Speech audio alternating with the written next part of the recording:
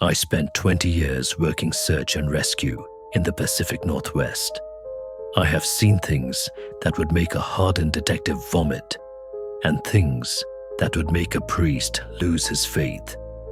I have found bodies that were ravaged by wildlife, and bodies that were preserved in the ice like sleeping statues. But in all those years, there is only one case that I have never spoken about. There is only one file that I burned before I handed in my badge and my resignation letter. It is the reason I live in a desert town in Nevada now, hundreds of miles away from the nearest dense tree line. It is the reason I keep a loaded revolver on my nightstand and 3 deadbolts on my front door. We called it the Blackwood Anomaly. The call came in on a Tuesday in late October. The weather was turning, that specific kind of autumn misery where the rain is freezing but not quite snow, and the fog rolls in so thick you can barely see your own boots. A group of 4 college students had gone out for a long weekend hike. They were experienced enough, or at least they thought they were. They had the gear, the maps, and the enthusiasm of youth. They were supposed to be back by Sunday night. When Tuesday morning rolled around and their parents hadn't heard a peep, the panic set in. I was paired up with Miller. Miller was a good man. He was 5 years older than me, built like a bear, with a mustache that looked like it could filter out river water. He had a wife named Ellen and 2 daughters who played soccer. I mention this because it is important to remember that he was real. He was a person. He existed.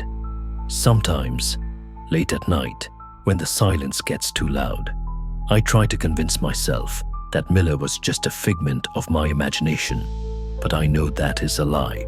Our sector was a stretch of the forest locals referred to as the Silent Mile. It wasn't actually a mile. It was closer to 5 square miles of dense, ancient pine and fir.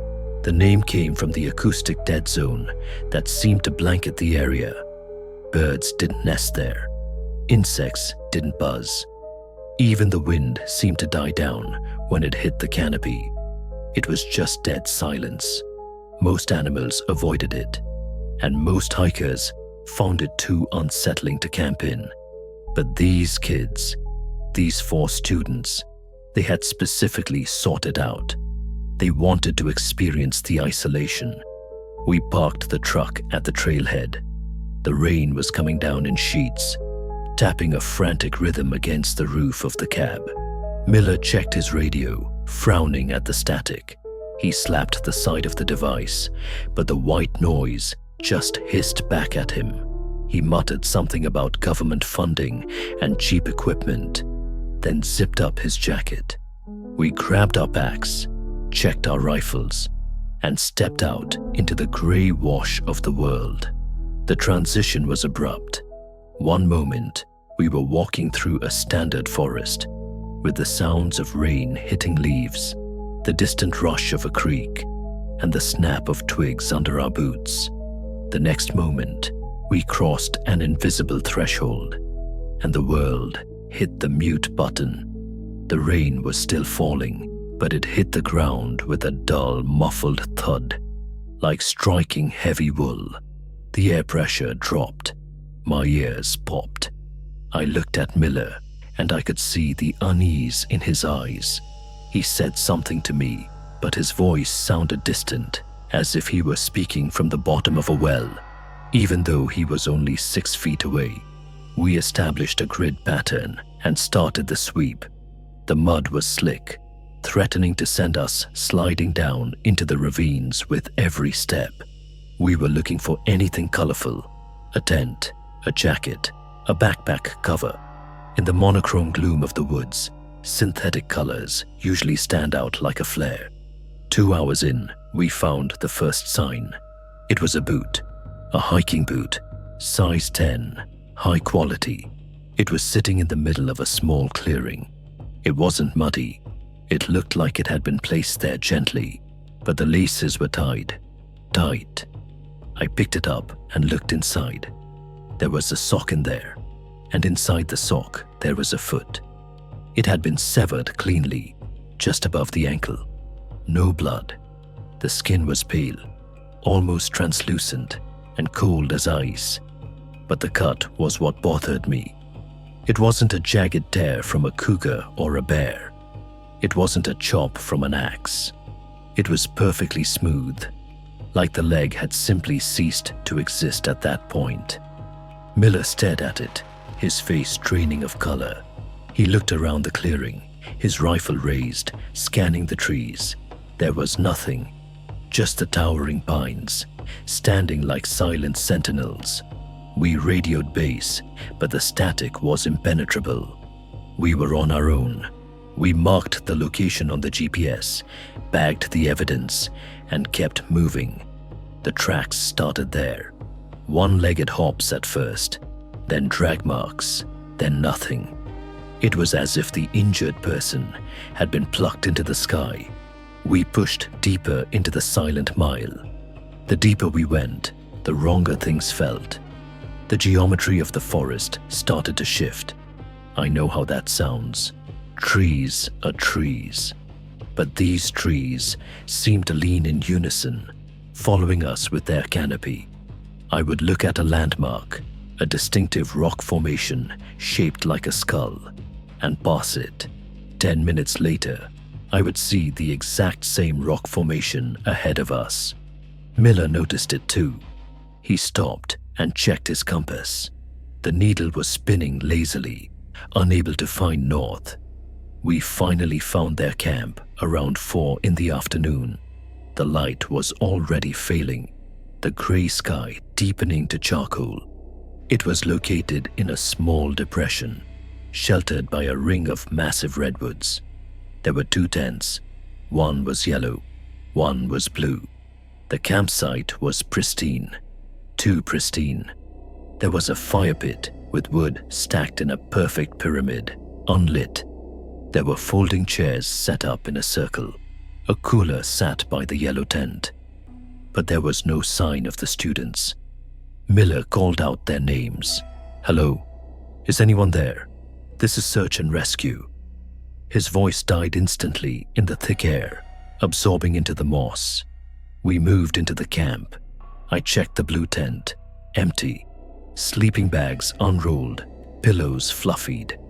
A book lay open on top of a bag, as if the reader had just stepped out for a second. Miller checked the yellow tent. He unzipped the fly and froze. He stood there for a long time, just staring inside. I asked him what it was. He didn't answer. He just backed away slowly, his hands trembling. I walked over and looked inside. The interior of the tent was wrong. From the outside, it was a standard 4-person dome tent, maybe 8 feet across. Inside, it was a hallway, a long descending hallway with dirt walls and wooden support beams stretching down into the earth, far beyond the physical limits of the tent. It smelled of ozone and rotting meat. At the far end of the hallway, maybe 50 feet down, there was a light, a flickering blue light. I zipped the tent shut. My brain refused to process it. It was a hallucination. It had to be. Gas leak, swamp gas, stress. I looked at Miller. He was pale, sweating despite the cold. He pointed to the cooler. We opened it. Inside, sitting on top of the ice packs, was a digital camcorder. It was dry and clean. I picked it up. The battery light blinked red. Low battery. We needed to know what happened. If there was a threat, we needed to know before we hiked out. We sat on the folding chairs in that dead, silent clearing, and I opened the screen. I pressed play. The footage started innocently enough. The 4 friends, laughing, hiking, drinking beer. They filmed the setup of the camp. They filmed the weird silence, making jokes about how spooky it was. One of the girls, Sarah, made a comment about the trees. She zoomed the camera in on a birch tree. It looked like it was vibrating, not shaking in the wind, but vibrating at a high frequency, blurring the edges of the bark. The video cut to night. They were sitting around a fire, but the fire wasn't giving off light correctly. The flames were grey. They were arguing. One of the boys, Mark, was holding his head. He kept saying he could hear someone whispering his name. The others couldn't hear it. Then came the screaming. The camera was dropped. The angle was askew, filming the dirt and the side of the blue tent.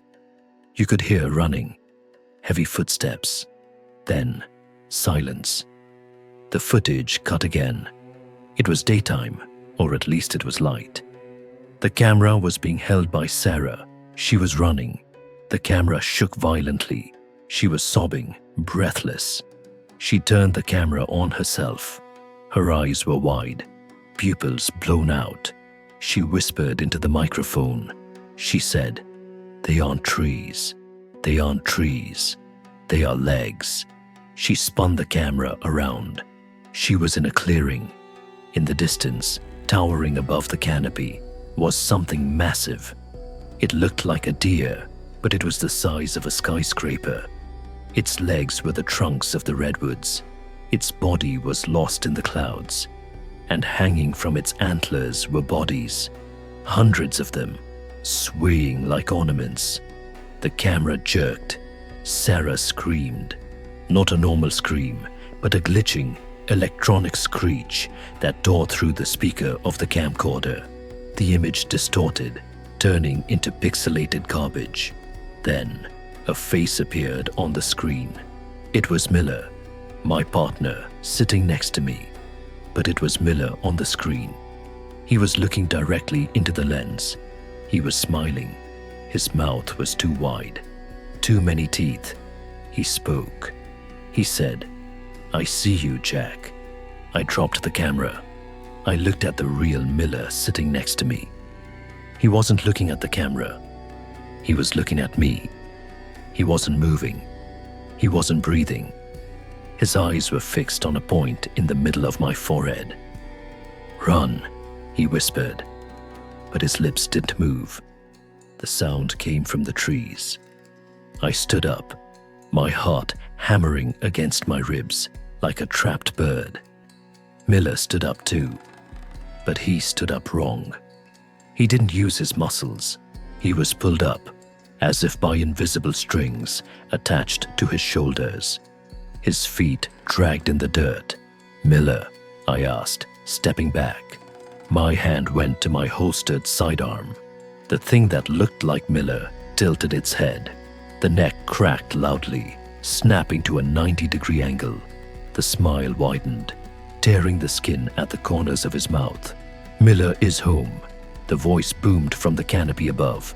It was a chorus of voices, men, women, children, all speaking in unison.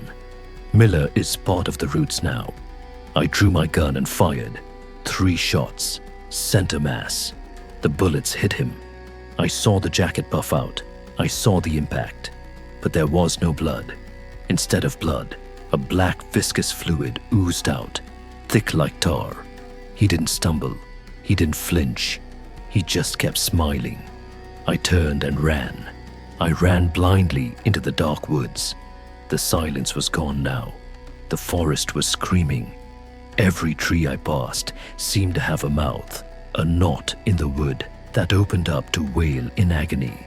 The ground beneath my feet rippled like water.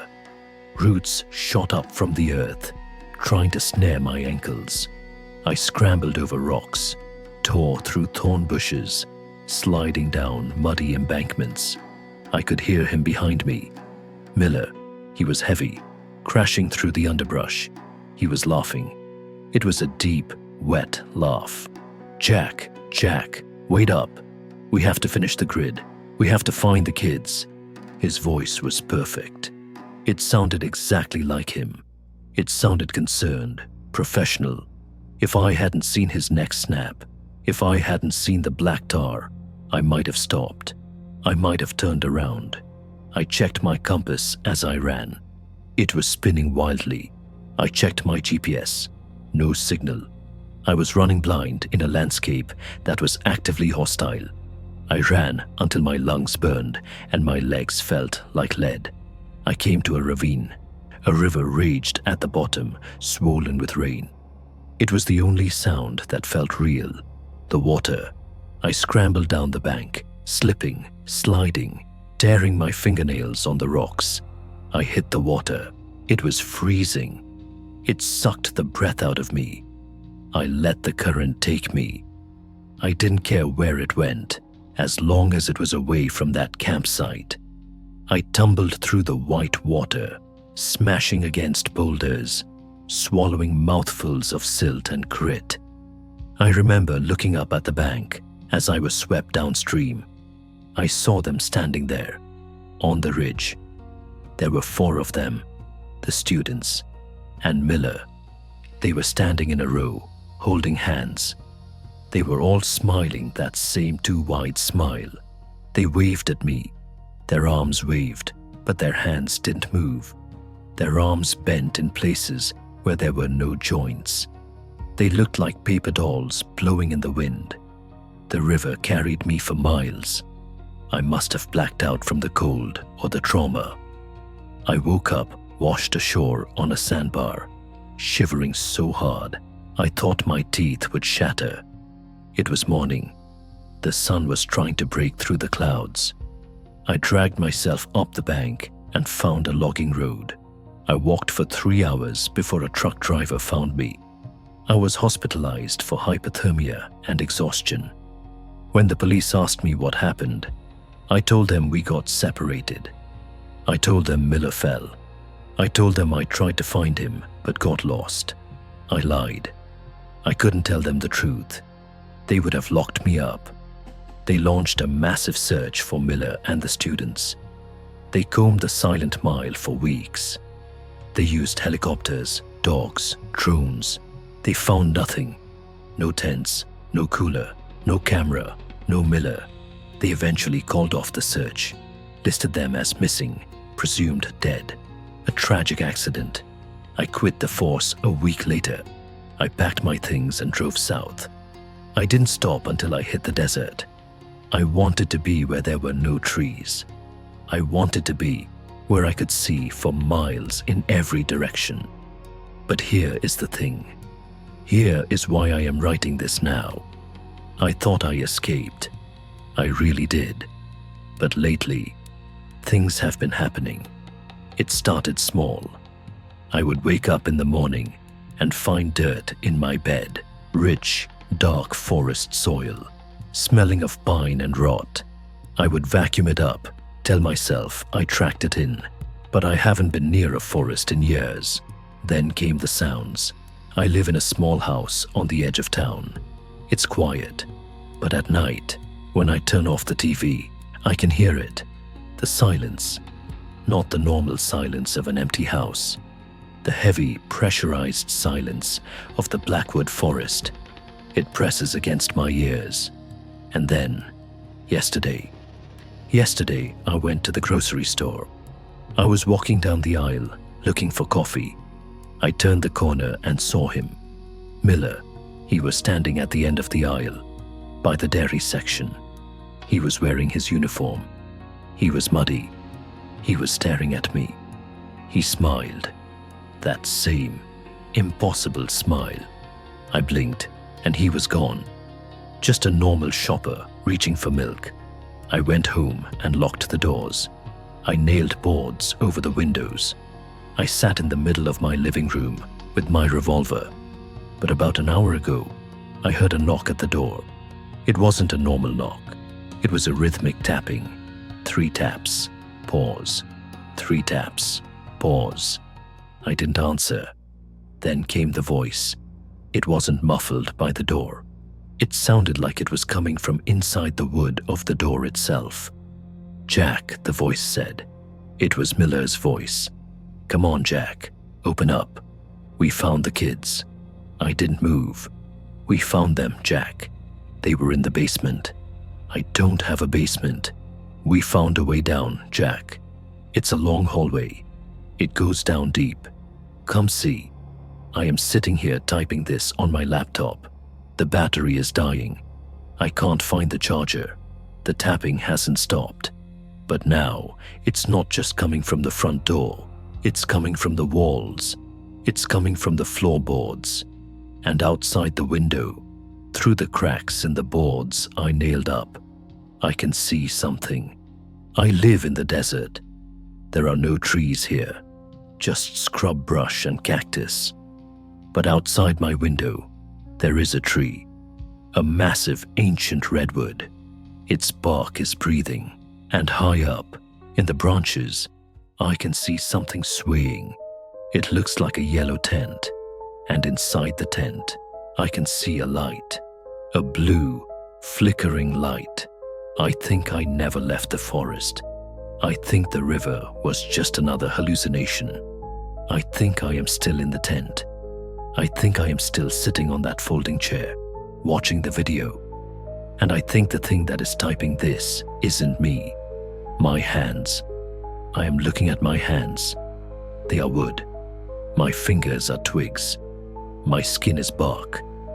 The tapping is getting louder. I am going to open the door now. Miller is waiting.